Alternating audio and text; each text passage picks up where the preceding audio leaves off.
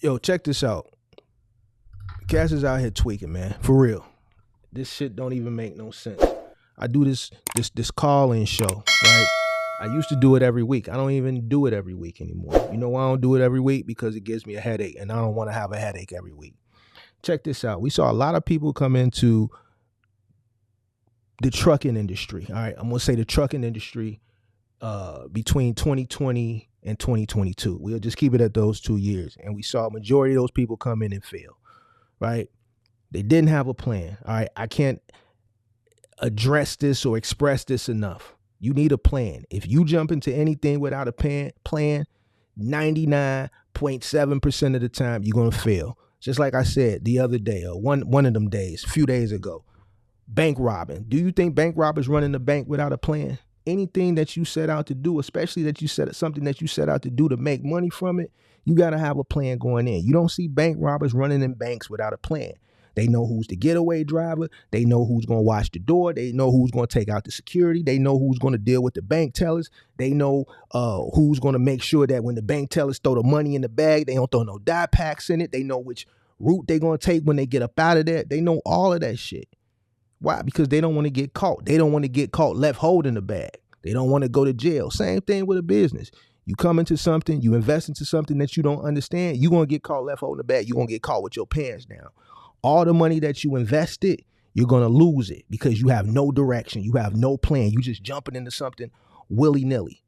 Every single time, every single week, every single time I talk to new people who are misguided and misinformed, they say the same thing. It's the same scenario. Oh, I just jumped out there. And I know people are telling you, oh, well, just get out there. Just do it and feel your way through it. Well, let me explain something to you.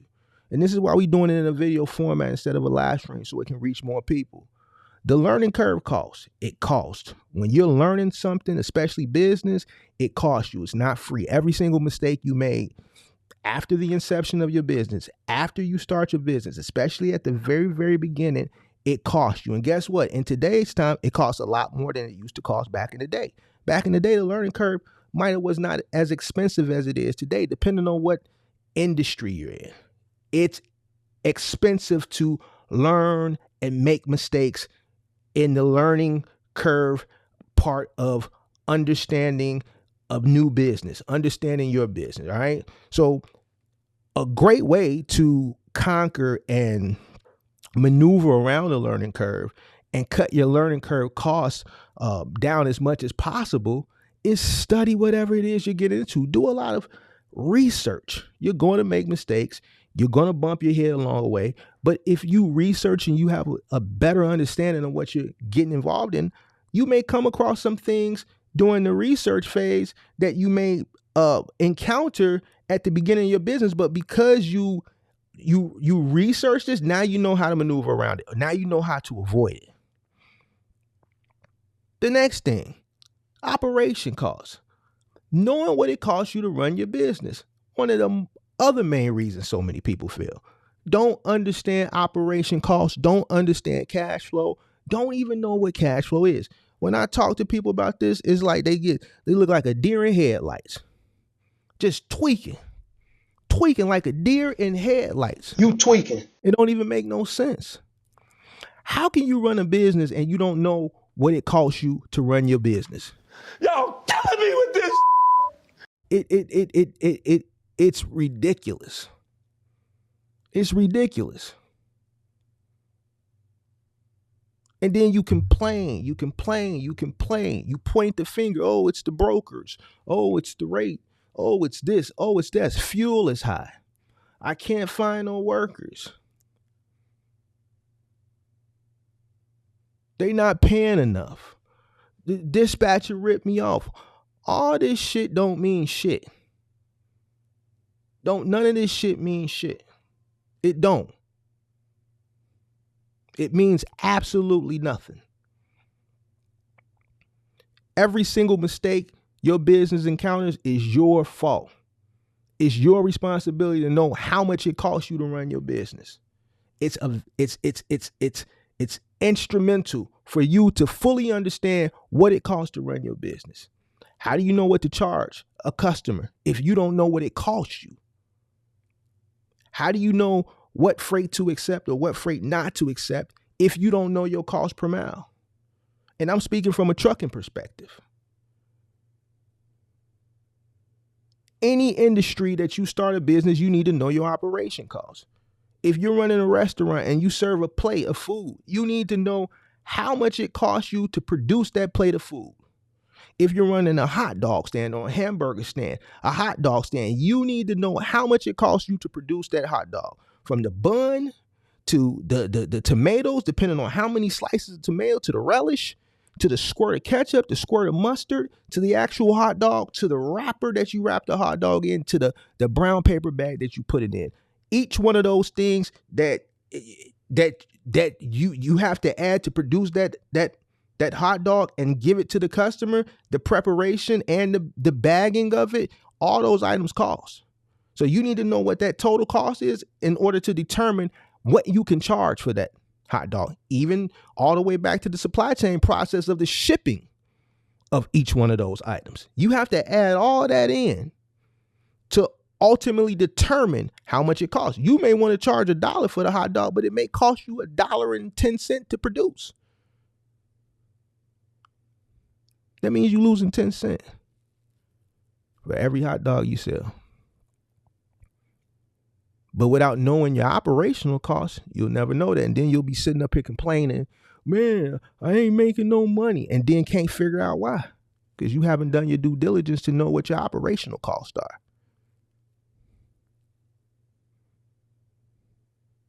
And then you think I got some type of silver bullet for you. I don't got no silver bullet. The answer gonna always be the same. What's your operational cost? Do you got a business plan? Did you study your market?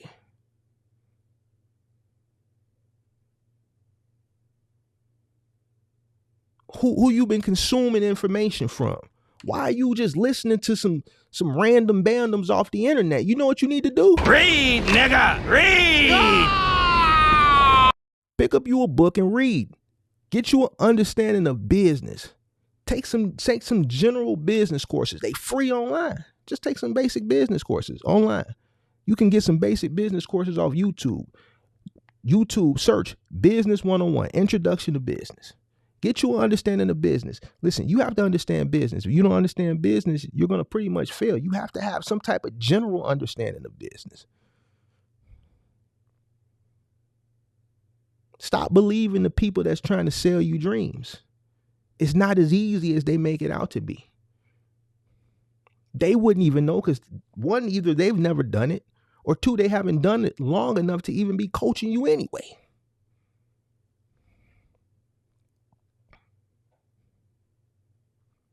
Which leads me to this whole generational wealth, because a lot of people would, man, why you want to start a trucking company? Why you want to start this business? Why you want to start that business? Oh, I can't work for nobody.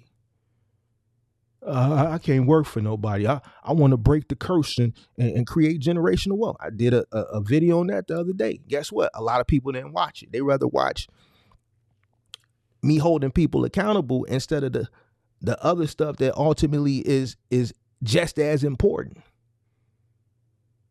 You go out and you quit your job, whatever you do, you come into a business with the understanding that, okay, well, business equals generational wealth. No, it doesn't. Majority of people that jump into this trucking thing in a cargo van business, one cargo van, one box truck, majority of these people ain't even got health insurance. They can't even afford to pay it. They robbing from Peter to pay Paul. Majority of them that come up here are robbing from the sustainability of their business because they don't know their operational expenses. Majority of the ones that come up here robbing from the sustainability of their business because they might have exited a career, right, making X amount of dollars that, afforded them a certain way of living or a certain lifestyle, and then coming into this industry, right, they didn't understand that, listen, you're probably going to be making less, especially if you only have one truck, because what you may be making as a sole individual over here, that's probably what your truck will make. But guess what? More than 50% of your operational expenses for running that truck are going to be gone. Margins in trucking are small. It's going to cost you X amount of dollars to make that, let's say, $150. And then you pay yourself. You as the business owner, you're the last person to get paid. But then what we're starting to see is a lot of people, there's not much money left. This is why the businesses fail, because they don't understand, well, I got to take care of home. How many people we have seen came up on my platform, whether it was testimonials or whether it was the calling show, and it always gets back to, I got to take care of home. I got to take care of home. Man, the business don't give a fuck about your home. The business cares about the business. You as an individual are responsible for your home. Well, man, I got to make sure that I got to put my rent and my mortgage and my CPM. Where the fuck? What? Tell me, how does your rent cost you per mile? How does your mortgage cost you per mile? How does your personal car note cost you per mile? How does your utilities cost you per mile? How does little man school tuition cost you per mile? Why are you inserting this into your car? They ain't got shit to do with shit. That's your personal business. So guess what? If your business is not generating enough money to pay you as an individual to take care of your responsibilities, then guess what? You got two options before you ultimately just have to fold. One, you either going to have to decrease, right? Make some sacrifices. You may have to decrease your living expenses, your personal living expenses, or you're going to have to make more money. The third option is just give up and fold.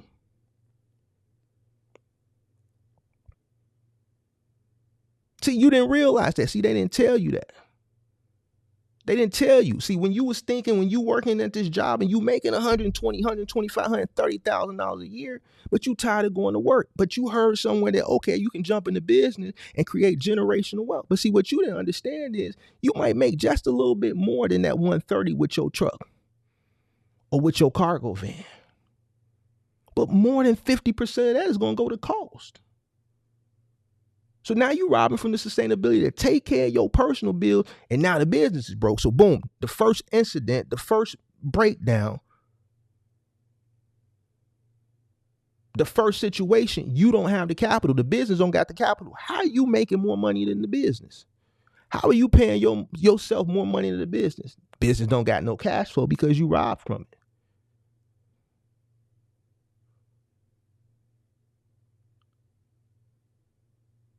Tweaking. You tweaking. Shit don't even make no sense. Now, here's something that I want to talk about. And I've stayed away from this shit for a long time, right? One, because I don't want to hurt nobody's feelings.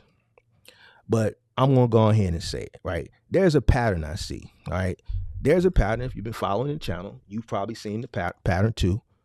Whenever somebody come up and we going through their numbers, I'm holding them accountable for not knowing their operational costs. I'm holding them accountable for investing in something that they don't understand. When it gets down to them numbers, I'm like, where's the money going? Where's the money going? What do they always say? This is the favorite phrase. Well, you know, I got to take care of home. Going back to what I just said. Well, you know, my wife. And then there's always back to their wife. It's always back to the wife. All right, check this out. We'll keep it a buck with you. Somebody gonna get mad. I don't care, because obviously if there's a pattern and we see it and it plays out constantly, every single guy that always says, well, you know, I got to take care of home. When I be like, well, where's the money going? Where's the money? How come the business, there's no money, there's no cash flow? Well, you know, I got to take care of home. Goes back to what I said. Business don't care about home.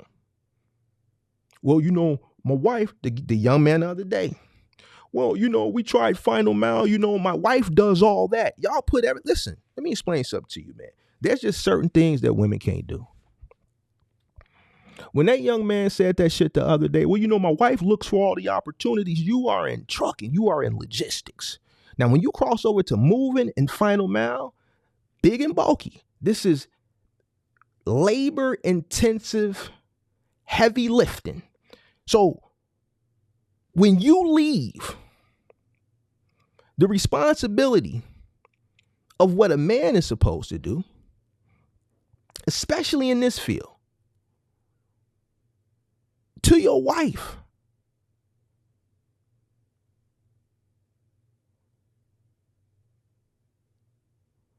I don't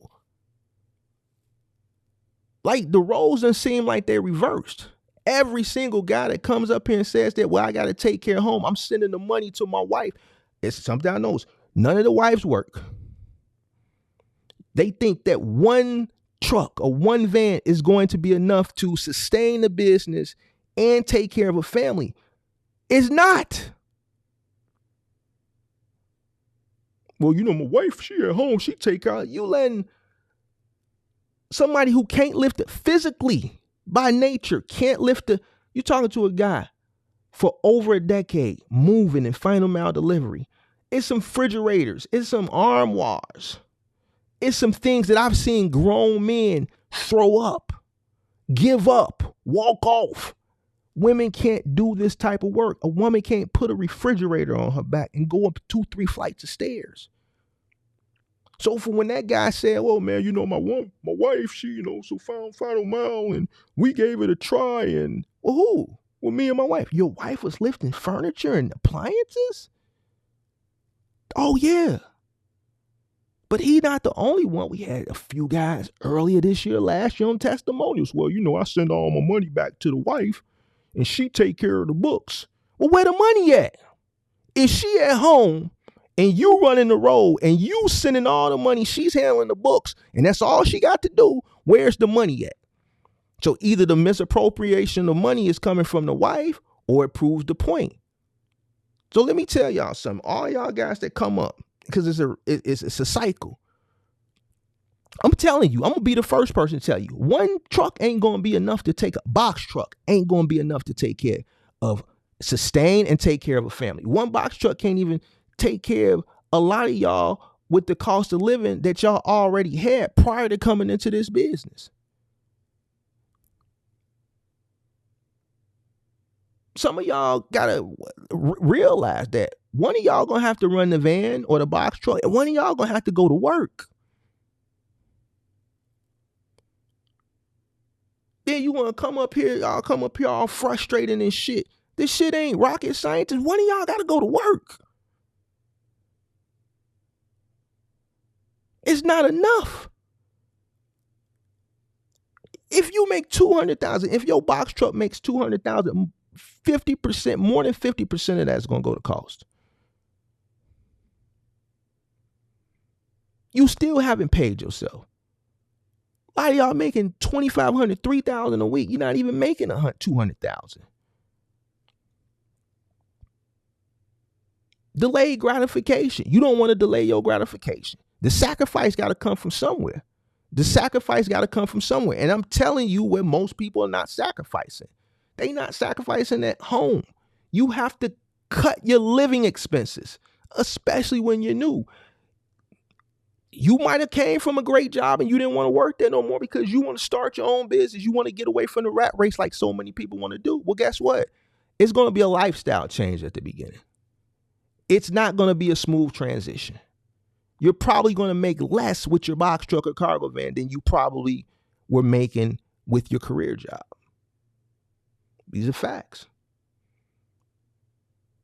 It might take you to scale to really see the amount of profit that you need, the business needs, and to be in order to be able to pay yourself enough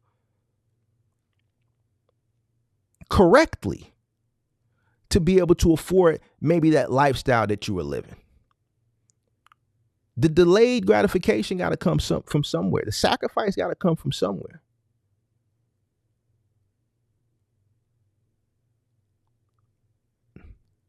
What makes you think that you're going to come into the business and be profitable? Which you can, but where's the sacrifice going to come from?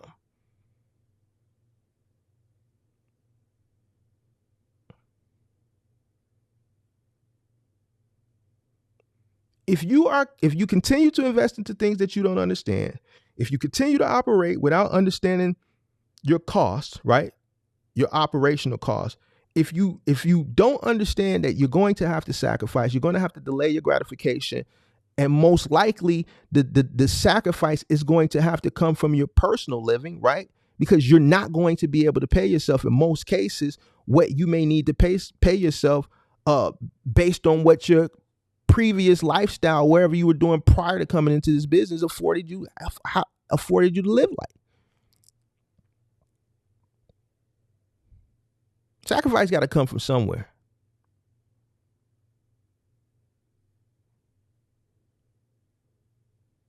Work. You got to work harder. It's business. It's not a walk in the park like a lot of your favorite people may make it out to be.